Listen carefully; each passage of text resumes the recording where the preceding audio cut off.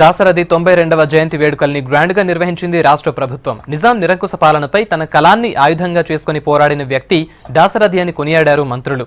ఆయన కవితలు, రచనలే తెలంగాణ ఉద్యమానికి స్ఫూర్తన్నారు ప్రముఖులు.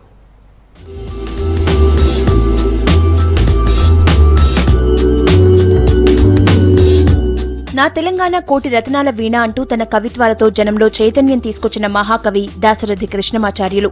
ఆయన 92వ జయంతి వేడుకలు ప్రభుత్వం గ్రాండ్ గా జరిపింది. రవీంద్ర భారతిలో జరిగిన దాశరథి జయంతి వేడుకల్లో మంత్రులు, కవులు పాల్గొన్నారు. దాశరథి చిత్రపటానికి పూలమాలలు వేసి ఘన నివాళులర్పించారు.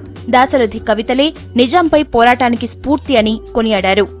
దాశరథి కృష్ణమాచార్య గారు దాశరథిగా సుప్రసిద్ధ తెలంగాణ ప్రజల కన్నీళ్లను అగ్నిధారగా మలచి మహాకవి దాశరథిగా కృష్ణమాచారి గారు గౌరవించారు.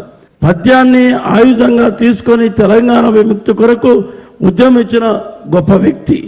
నా తెలంగాణ కోటి రత్నాల వీణ అన్నిటినీ మహాకవి దాశరథి వాక్య తెలంగాణ ఉద్యమంలో సాహసోపేతమైనటువంటి స్ఫూర్తిని నింపి ఉండడంలో ఎలాంటి సందేహం లేదని మీ అందరికీ తెలియజేసుకుంటున్నాను.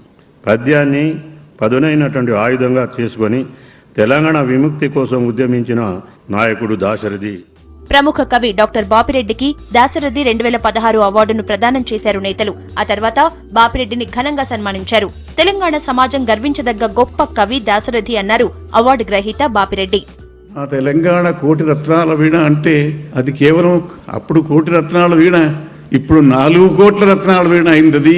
ఆయన నాటిన బీజం మహాభూజమై కోటాను కోట్లుగా ఈ తెలంగాణ ప్రజలు విలసిల్లుతారని చెప్పి ఆశిస్తూ మనం ప్రతి సంవత్సరం కూడా ఈ కార్యక్రమం జరుపుకుంటున్నప్పుడు మన తెలంగాణ తల్లి యొక్క గొప్పతనాన్ని స్మరించుకుంటామని, ఇలాంటి పెద్దల యొక్క మాటలు విని ఇవాళ ప్రజలు స్ఫూర్తి పొందుతారని ఆశిస్తున్నాను. వరంగల్ జిల్లాలోని దాశరథి స్వగ్రామమైన చిన్న గూడూరులో తెలంగాణ జాగృతి ఆధ్వర్యంలో జయంతి వేడుకలు జరిగాయి. కృష్ణమాచార్య విగ్రహానికి పూలమాలలు వేసి ఘనంగా నివాళులర్పించారు. తర్వాత గ్రామంలో మొక్కలు నాటారు.